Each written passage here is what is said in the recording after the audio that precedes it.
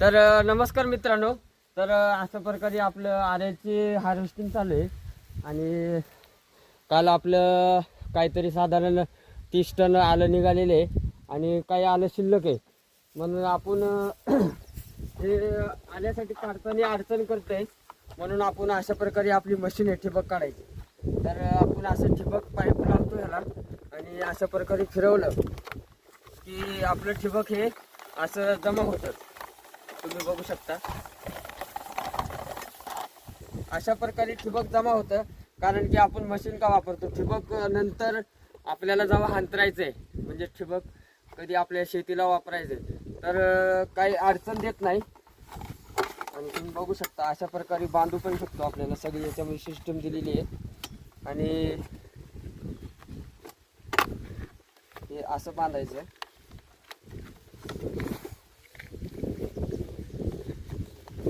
आणि इथं हे पण दिलेले आहे चावी. असे खाली करायचं आणि ठिबक निघतं असं.